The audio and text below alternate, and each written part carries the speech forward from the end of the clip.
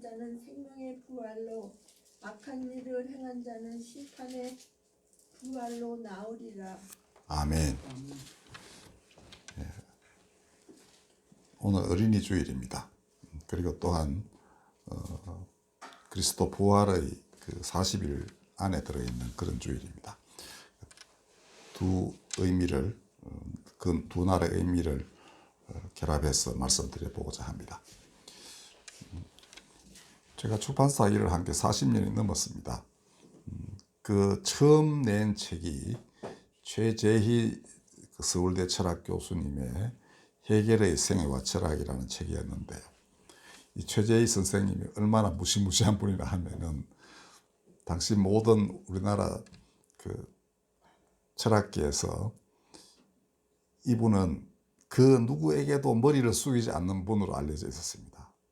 대통령이든 혹은 어떤 학자든 간에 이분은 절대로 당신을 공격합니다 할 만큼의 그런 자기보다 우에 가는 사람이 없는 그런 분으로 알려져 있었어요. 제 선생님이 또 이제 박사학위 논문 심사위원이기도 하셨는데 제 선생님도 그러십니다. 와 겁난다 이래서 그러니까 마지막 판에 이분이 안 된다 그러면 나머지 사람 4명이서 다 해도 안 되는 거예요. 근데 다행히도 논문 잘 썼네 이러면서 해가지고 쉽게 통과가 됐는데 이분이 저는 되게 잘 대해주셨어요. 뭐 여러 가지 이유가 있는데요. 근데 어느 날 제 집에 자주 찾아가서 이제 교정도 보고 이렇게 했습니다. 근데 그날따라 손자가 조그마한 꼬맹이가 옆에 있었어요. 근데 이분이 저한테 그 해결 책을 원서 내가지고 막 설명하시다가 꼬마를 보고는 까꿍 그러시는 거예요. 그래서 제가 엄청나게 충격을 받았습니다. 이분도 까꿍을 하실 줄 아는구나. 그래서 생활했습니다. 그러니까 그 누구에게도 머리 숙이지 않는 분이 지금 꼬맹이한테는 머리를 숙이는 거예요. 네? 그러니까 그 꼬맹이를 닮아가는 겁니다. 그 순간만큼 애기하고 하나가 된 거예요. 그래서 이렇게 해서 천국을 가는 거구나 라는 생각을 했습니다. 아까 우리 교동 마태복음 18장 읽었는데요. 거기 보면은 어린아이와 같이 되지 아니하면 천국에 들어가지 못한다 이랬죠. 그러니까 그 최재희 선생님은 이제 어린아이와 같이 된 순간 이미 천국에 들어가 계신 겁니다. 꼬맹이가 있으면 천국이 그가 줄줄이 엮여 가지고 다 천국에 가는 거예요.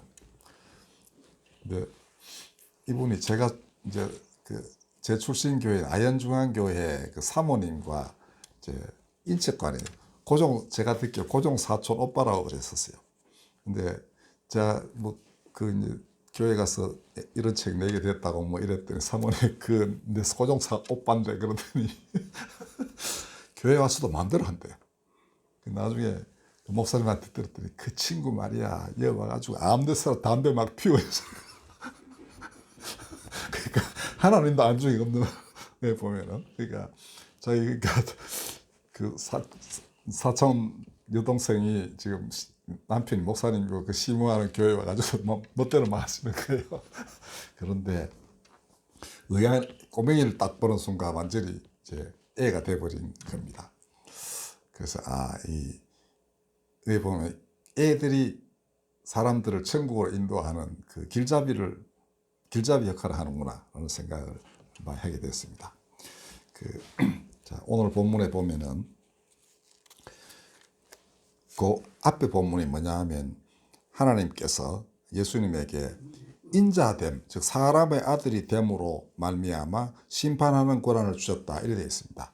그리고는 무덤 속에 있는 자가 다 그의 음성을 들을 때가 오는데 선한 일을 행한 자는 생명의 부활로 악한 일을 행한 자는 심판의 부활로 나온다 이렇게 했습니다. 그러니까 심판은 하나를 심판하지만 사실은 그 반대가 있죠. 그러니까 어떤 사람은 그 말씀으로 인해서 완전히 새롭게 살아나는 게 있고 하나는 이제 아이고 죽었구나라는 이런 길로 접어드는 이게 이제 인자됨으로 인해서 그가 행하시는 심판을 할 수 있습니다. 바꾸고 말하면 너는 천국 백성이다 이렇게 하면 그가 지금까지 완전히 다른 사람이 되어버리는 겁니다. 다른 세계에 들어가고 이분이 너는 좀 고생해야 되겠다 이러면 또 이쪽으로 가는 거예요. 그 아마 이 본문은 그렇게 이해하시면 돼요.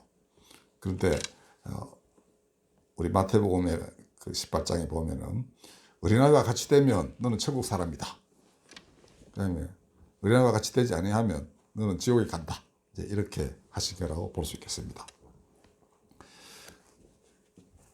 그러면 이 생명의 부활로 나아오는 사람들은 어린아이와 같이 됐을 때 어떻게 그렇게 되는가? 이게 아이를 통하여 하나님이 사람 마음을 열어주시는 겁니다.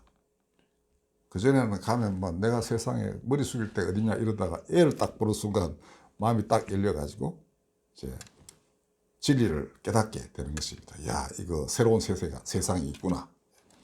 생명에 대한 외경, 그 다음에 그 꼬맹이들의 그 뭐랄까 티 없는 어떤 그런 순수함이 자기의 더러움을 되돌아보게 하기도 하고, 뭐 하여튼 이런 것들이 사람을 진리의 나라로 이끌어 가는 겁니다. 그래서 그렇게 됐을 때 그는 천국에서 큰 자가 된다. 마태복음에 예수님께서는 그렇게 말씀하셨습니다. 이제 오만한 어떤 마음도 사라지고, 그 다음에 애들 보면 차별하는 마음 잘 안 생깁니다. 이 아이는 귀엽고 저 아이는 안 귀엽고 이렇게 되어 있는 것 같지 않아요. 그래서 사람을 미워하는 마음까지도 서서히 사라지는 겁니다. 왜 그러냐 하면 이 사람도 어린아이 시절, 꼬맹이 시절이 있을 것이라는 생각을 하게 되면 사람 대하는 게 좀 달라져요. 제가 그 장애인 일 한참 하면서 이곳저곳 돌아다닐 때 그 삼성교회에 있는 이제 어른들, 특히 이제 이 뇌성마비 장애인 어른들이 남자들이 주로 있는 거기를 가봤습니다. 자주 갔어요. 우리 회원이 거기 한 분 있어가지고. 그러면 정말 한 40대, 50대 아저씨들이 막 이러고 하면은 정말 보기 흉합니다. 막 얼굴 찡그리가 막 이렇게 이야기하는데. 근데 이제 제가 일만이라는 애를 우리 집으로 이제 데려올 때 성남에 있는 시설에 자주 갔었어요. 거기도. 근데 거기는 이제 애들도 많이 그 시설에 들어와 있었는데 뇌성마비 애라고 그러는데 요만한 이제 그 요람 같은데 이렇게 눕혀져 있어요. 깨끗한 옷으로 이렇게. 얼굴은 요만합니다. 근데 전문가들이 보면은 뇌성마비라는 걸 알 수 있대요. 근데 우리 같은 이제 문외한이 보면은 그냥 아주 귀여운 애기가 하나 누워 있는 거예요. 금세 삼성교에서 본 그 아저씨하고 이렇게 오버랩이 됩니다. 그 아저씨는 이런 시절이 있었고, 이 꼬맹이 자라 40, 50 되면 그렇게 되는 거구나. 그러면 사람 사이에 마음속에 미추라는 게, 아름다움과 추함이라는 게 구분하는 게 과연 옳으냐 하는 생각도 들게 마련입니다. 한 사람에게 어릴 때는 지극히 티 없는 순수한 아이의 모습이 있고, 어른이 되면, 물론 외모를 말합니다. 되면 외모가 또 그래요. 그래서 한 사람 일생에 있어서도 미추가 공존하고 하니까 결국은 그건 구분이 없는 것이 아닌가 하는 생각도 하게 됐습니다. 자, 그래서 저는 모든 사람이 생명의 부활로 나올 수 있다고 믿습니다. 누구든지 다 아무리 악한 죄인도 어릴 때는 그래도 누군가께 태어났을 때는 그걸 사랑해주고 보듬어주고 하는 그런 과거가 있지 않았겠습니까? 그래서 하나님이 아마 새로운 생명, 이 주변의 아이들을 통하여 사람들로 하여금 다 회개의 길로 인도하시겠다. 아니 그렇게 하실 것이다. 저는 믿어 의심치 않습니다. 그러나 중간 과정에 심판은 또한 피할 수 없는 것입니다. 그렇게 어린 시절 보내고 그러더라 또 나이 들면은 또 형편없는 사람으로 변하는 경우 우리 너무나 많이 보죠. 죄 지어도 죄인 줄도 모르고 회개도 하지 않고 이런 사람들은 일단 심판의 부활로 나와야만 합니다. 이들은 탐욕과 증오, 어리석음이 이제 마음을 사로잡고 있기 때문에 하나님의 생기가 흘러 들어갈 공간이 전혀 없는 겁니다. 그래서 진리를 깨닫지 못합니다. 요한복음은 이것을 심판이라고 합니다. 그들은 이미 심판을 받았다 이렇게 말해요. 하나님 나라는 여기 있고 저기 있고 이런 이제 공간의 개념이 아니고 사람들 안에 있는 것입니다. 사람 마음에 이런 그 탐욕, 증오, 뭐 어리석음 이런 것들이 가득 차 있으면은 그 사람은 하나님 나라 안에 있다고 보기 힘들죠. 전혀 다른 그 짐승 나라에 속해 있는 겁니다. 그거를 일깨워서 다시 돌아오게 하는 것은 어린아이들일 것입니다. 그러면 하나님이 그 아이를 보면서 자기 어린 시절도 생각하고, 그러다 보면 내가 왜 이렇게 됐지? 내가 왜 이렇게 이상한 놈이 되어버렸는가? 뭐 이런 생각도 할 수 있지 않겠습니까? 우리가 마땅히 기도해야 할 바는, 특히 이 어린이 주일에는 사람들이 아이들을 보면서 돌이켜 어린아이처럼 되도록 기도하는 것, 이것이 어린이 주일의 의미라고 저는 생각합니다. 우리도 뭐 애들 많이 길러봤지 않습니까? 그리고 옛날에 다 이제 주일 학교에서 아이들 가르쳐 보기도 하고, 주변에 뭐 친척 아이들도 있고 그렇지 않겠어요? 그러면 거기서 아이들을 차별하는 마음만 없으면은 우리는 어떤 아이를 봐도 다 그 아이에게서 천국의 길을 볼 수 있을 것입니다. 이 세상에는 지금 아이들이 고통받는 그러한 여건의 나라들이 참 많은데, 그런 나라들 하루속히 하나님의 영으로 인해서 거듭나는 그런 역사가 일어나기를 기도해 주시기 바랍니다. 기도하겠습니다.